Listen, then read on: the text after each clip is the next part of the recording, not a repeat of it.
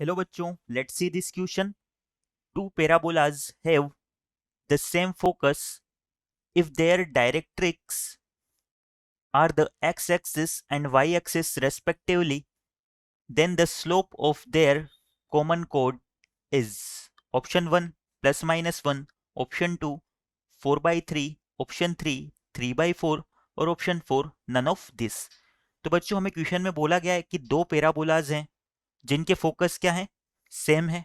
आगे बोला गया है कि उनकी डायरेक्ट्रिक्स जो है वो एक्स एक्सिस और वाई एक्सिस है, यानी कि एक पैराबोला के लिए डायरेक्ट्रिक्स एक्स एक्सिस है और दूसरी के लिए वाई एक्सिस है। तो हमें क्या करना है, उन दोनों पैराबोलास के लिए कॉमन कोड की स्लोप फाइंड आउट करनी है।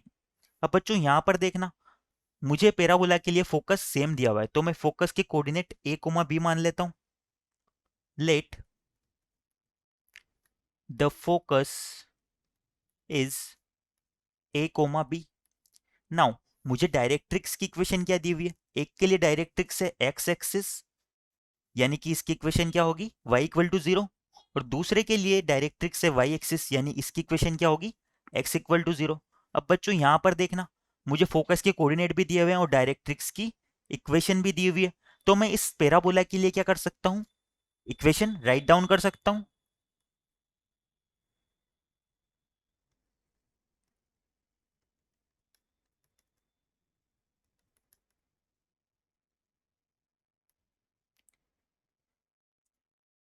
Then equation of parabola for which directrix is x-axis। तो पैराबोला जिसके लिए डायरेक्ट्रिक्स एक्स एक्सिस होगी उसकी इक्वेशन क्या हो जाएगी बच्चों, उसकी इक्वेशन हम लिख सकते हैं उसकी फोकस से डिस्टेंस x माइनस ए का whole square into Y minus B का होल स्क्वायर। यहाँ एक्स एक्सिस की इक्वेशन क्या होती है, y इक्वल टू 0 होती है, इक्वल टू हो जाएगा हमारा वाई स्क्वायर के।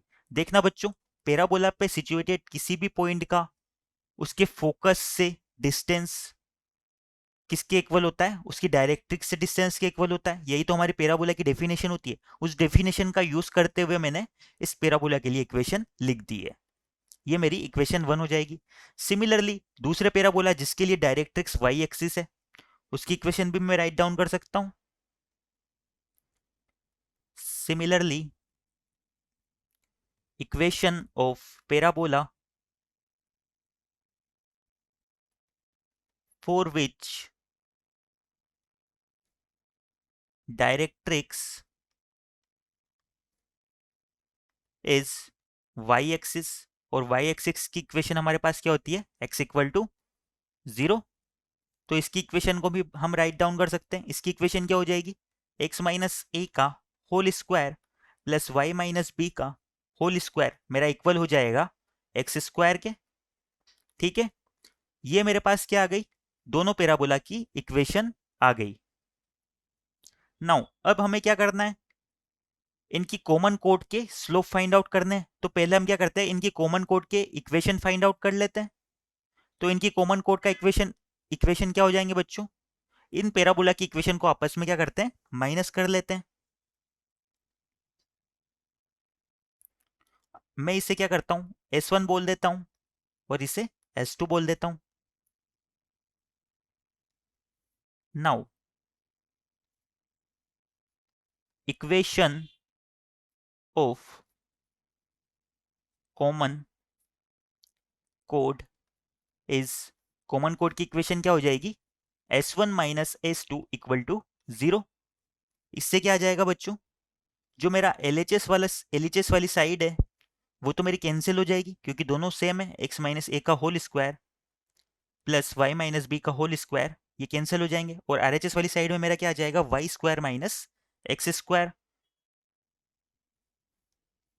यानी कि y square minus x square मेरा किसके इक्वल आ जाएगा, 0 के। इससे मेरा y किसके इक्वल आ गया, प्लस माइनस एक्स के इक्वल आ गया, और यही हमारी क्या है, कॉमन कोड से।